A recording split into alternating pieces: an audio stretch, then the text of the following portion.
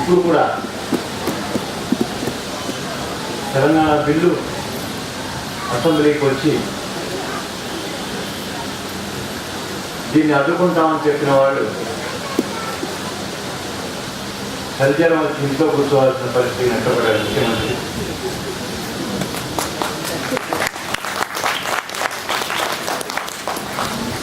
సంఘీభావం తెలిపే ప్రయత్నంలో మేము రాయల తెలంగాణను ఎదుర్కోవడం కోసం రాయలసీమ 4 జిల్లాలని సామాజిక రాయలసీమ ప్రజా సమితి తరఫున అట్లాగే సామాజిక జయాంధ్ర తరఫున ఒక పెద్ద ఎత్తున కార్యక్రమాన్ని నిర్వహించాము. రాయల తెలంగాణ వద్దు, మాకు రాయలసీమ ఇవ్వండి,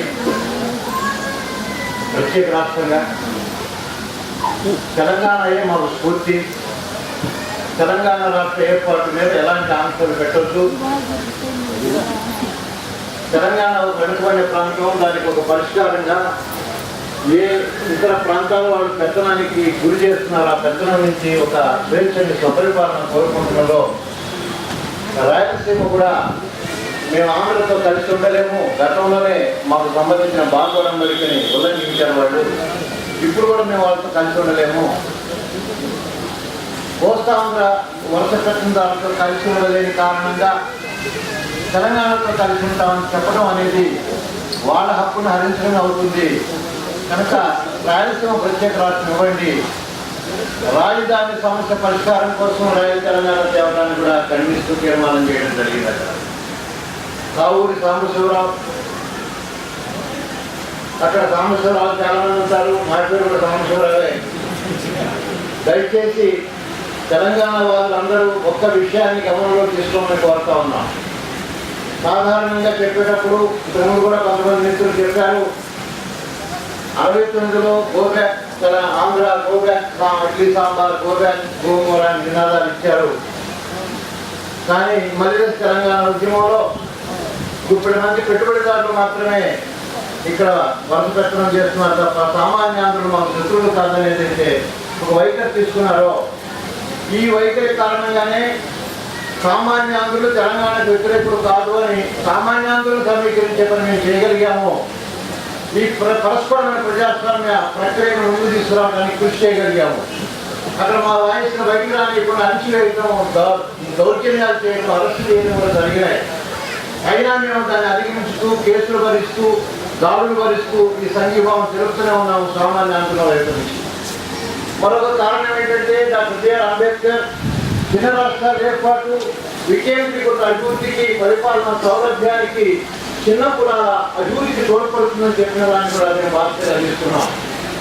ఈనాడు కూడా తెలంగాణ మీద పెట్టే ఆంక్షలన్నింటినీ అక్కడున్న వలస పెట్టుబడిదారులు పెడుతున్నారు తప్ప వాళ్ళ ప్రయోజనాల కోసం. ఇది తెలంగాణకి స్వపరిపాలన లేకుండా ద్రోహం చేయడమే కాదు, శ్రీవాంధ్రలో ఉండే సామాన్యులందరూ కూడా ద్రోహం చేస్తున్నారని అక్కడ కూడా నేను చెప్తా ఉన్నా. ఈ విషయాన్ని ఇక్కడ 2 విషయాలు ప్రస్తావించే సమయం తీసుకోకుండా ముగిస్తాను. నేను ఒక విషయం రాయల తెలంగాణ గురించి చెప్పేటప్పుడు రాయల తెలంగాణ వ్యతిరేకిస్తూ మేము అక్కడ తీర్మానం చేసి గ్రూప్ ఆఫ్ మినిస్టర్స్ కూడా పంపించడం జరిగింది. ఆ సందర్భంలో రాజధాని సమస్యను పరిష్కరించడం కోసం కావూరి సాంబశివరావు ఆయన తెలంగాణ వాళ్ళు కాదు, రాయలసీమ వాళ్ళు కాదు, అయినా రాయల తెలంగాణ కావాలని గ్రూప్ ఆఫ్ మినిస్టర్లు చివరిదాకా పట్టుబట్టి ఆ గొంతెల కోట్లు 81 కోట్లతో నిరసనతో వాకౌట్ చేసి మొదటిగా బయటకు వచ్చిన వారు కావూరి సాంబశివరావు. ఎందుకు ఈ కావూరి సాంబశివరావు ఆంధ్రకి సంబంధించిన విషయం కాకుండా రాయల తెలంగాణని రాయలసీమ వారు కాకపోయినా తెలంగాణ వారు కాకపోయినా అడిగారు అంటే దానికి అన్నం ఏంటంటే, సీమాంధ్ర కనుక ఏర్పడితే కర్నూలు జిల్లా వాళ్ళు మునుపట్లాగా మాకు రాజధాని కావాలని కోరతారేమో, కర్నూలు జిల్లా అనంతపూర్ జిల్లా తెలంగాణతో కలిస్తే హైదరాబాద్ రాజధానితో సంతృప్తి పడి మీరు రాజధాని ముట్టుకు ఎక్కడ కనుక బెజవాడ రాజధాని చేసుకుంటే అక్కడ కాంట్రాక్ట్ పట్టుకోవచ్చు అనేది ఈ కావూరి సాంబశివరావు కావాలి. ఇది పరిపాలనా సౌలభ్యం కోసం విజయవాడ రాజధానిగా కావాలని కోరుతున్నాడా, లేక అక్కడ పెట్టుబడికి ఒక పునాదిగా మార్చుకోవడం కోసం రాయలసీమ వాళ్ళు అడ్డు తప్పించుకోవడం కోసం మాట్లాడుతున్నాడు? రాయలసీమ వాళ్ళు అడగట్టించుకొని పెత్తనం చేయడానికి ప్రయత్నం చేస్తున్నటువంటి ఈ సీమాంధ్రులకి సీమాంధ్ర సమైక్యత ఉందా? మొత్తం ఆంధ్రప్రదేశ్ సమైక్యత ఉంచుదాం, సీమాంధ్ర దగ్గరే సమైక్యత లేదు. అందుకోసం రాజధాని సమస్య పరిష్కారానికి సాంబశివరావు చెబుతున్న పరిష్కారం కాదు. కర్నూలులో రాజధాని కట్టుకుంటారు, రాయలసీమ రాష్ట్రం ఇచ్చేయండి. హైదరాబాద్ తెలంగాణకు రాజధానిగా ఉంటుంది, దాని మీద ఎవరాంశం వద్దు. పెద్దవాళ్ళు కావురు సాంబశివరావు ఆయన ఇంటినే రాజధానిగా మార్చుకోమను. 3 రాజధానులు వస్తాయి, సమస్య ఉంది. దానికోసం ఈ మధ్యంతరమైనటువంటి మోసం చేయొద్దని చెప్పి ఖండించి తీర్మానం చేసి గ్రూప్ ఆఫ్ మినిస్టర్స్ పంపించడం జరిగింది. అలాగే ఇప్పుడు ఇక్కడ హైదరాబాద్ మీద పెడుతున్న ఆంక్షలను తొలగించాలనేటటువంటి డిమాండ్తో సీమాంధ్ర సామాన్య ప్రజల నుంచి మేము బలపరుస్తూ ఉన్నాం. ఎందుకు బలపరుస్తున్నామంటే 10 ఏళ్ల దాకా ఆంధ్రలో రాజధాని రాకపోతే రాజధాని రావడం ద్వారా వచ్చే లక్షలాది ఉద్యోగాలు సీమాంధ్రులకి 10 ఏళ్ల దాకా రావు. ఇది సీమాంధ్రులకు కూడా అన్యాయం చేయడం అవుతుంది. అక్కడ వచ్చేటటువంటి వికేంద్రీకృత అభివృద్ధి రాకుండా పోతుంది, ఉద్యోగాలు అభివృద్ధి అందకుండా పోతుంది. రెండోది పరిపాలన సౌలభ్యం కూడా లేకుండా పోతుంది. పెదవాళ్ళలో కట్టాలా రాజధాని, కర్నూలులో కట్టాలా అన్న దగ్గర సీమాంధ్రకి ఏది సౌలభ్యంగా ఉంటుందని ఆలోచించేటప్పుడు వివాదాన్ని పరిశీలించాల్సిన వజ పెదవాళ్ళలో కాకుండా కర్నూలులో కాకుండా హైదరాబాద్లో పెట్టే రాజధాని సీమాంధ్ర దగ్గర దూరమా? ఇది పరిపాలనా సౌలభ్యాన్ని పట్టించుకోకుండా చేస్తున్నటువంటిదిగా ఉంటుంది కనుక దీన్ని తిరస్కరిస్తూ సీమాంధ్ర సామాన్య ప్రజల నుంచి 10 ఏళ్ళ ఉమ్మడి రాజధాని అక్కర్లేదు, వెంటనే సీమాంధ్రలో తగిన హేతుబద్ధమైనటువంటి పద్ధతుల్లో రాజధాని కట్టాలని నిర్ణయం తీసుకోవాలి. తెలంగాణ ప్రజలు అడుగుతున్నట్లుగా హైదరాబాద్ మీద సీమాంధ్రకు సంబంధించినటువంటి వాళ్ళ కోసం ఉమ్మడి రాజధాని కేవలం 10 మంది పెట్టుబడిదారుల ఆస్తులకి ఆధిపత్యానికి తప్ప సీమాంధ్ర సామాన్య ప్రజలకు ఏ రకంగా కూడా ఉమ్మడి రాజధాని ఉపయోగపడదని చెప్పి అటువైపు నుంచి కూడా దీనికి మద్దతు తెలియజేస్తూ మేము గ్రూప్ ఆఫ్ మినిస్టర్స్ కూడా తెలియజేశాం. ఇక్కడ కూడా మా అభిప్రాయం ప్రకటిస్తా ఉన్నాం. తర్వాత ఎట్టి పరిస్థితుల్లో ఈ తెలంగాణ ఏర్పడటానికి వీల్లేదు. సమన్యాయం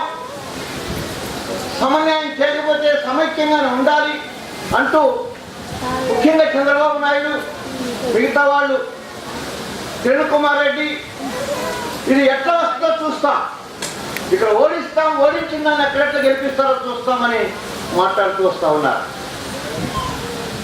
ఇది ఎట్లా ఉందంటే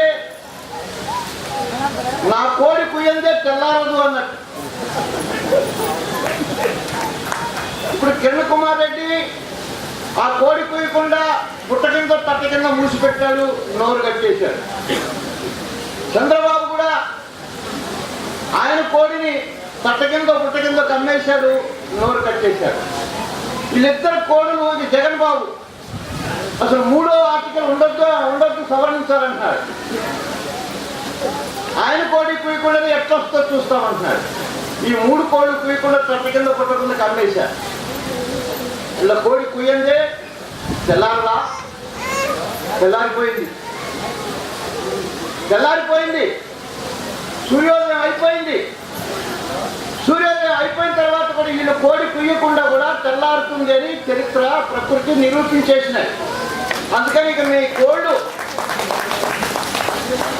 చికెన్ పలావ్ వండుకొని తినండి ఒక పూట.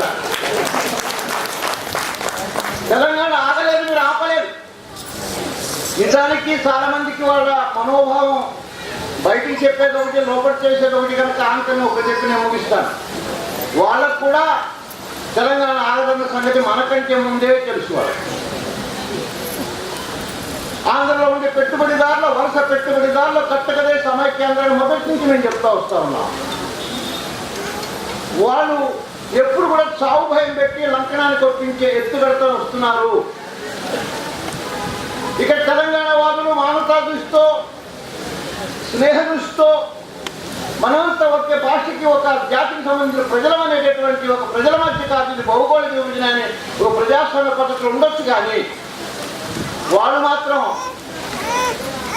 సమైక్యవాదం ముసుగులో బార్గెనింగ్ కెపాసిటీ పెంచుకుని ఎత్తుగడలతోనే వ్యవహరిస్తున్నారు తప్ప వాళ్ళకి సమైక్యవాదం ఉంటుందని కానీ తెలంగాణ ఆగుతుందని కానీ వాళ్ళకి ఎప్పుడు నమ్మకం లేదు. ఏర్పాటు తీరుతుందని తెలుసు.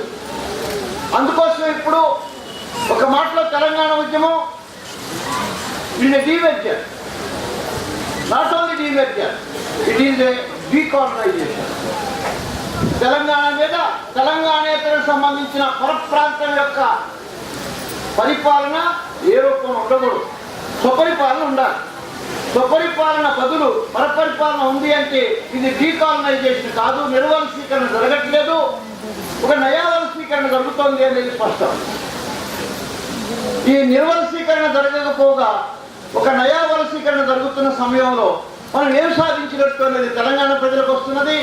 రెండోది, సీమాంధ్ర సామాన్య ప్రజలకు కూడా చిన్న రాష్ట్రాల ఏర్పాటు వికేంద్రీకృత అభివృద్ధికి దారితీయట్లేదు, పరిపాలనా సౌలభ్యానికి దారితీయట్లేదు.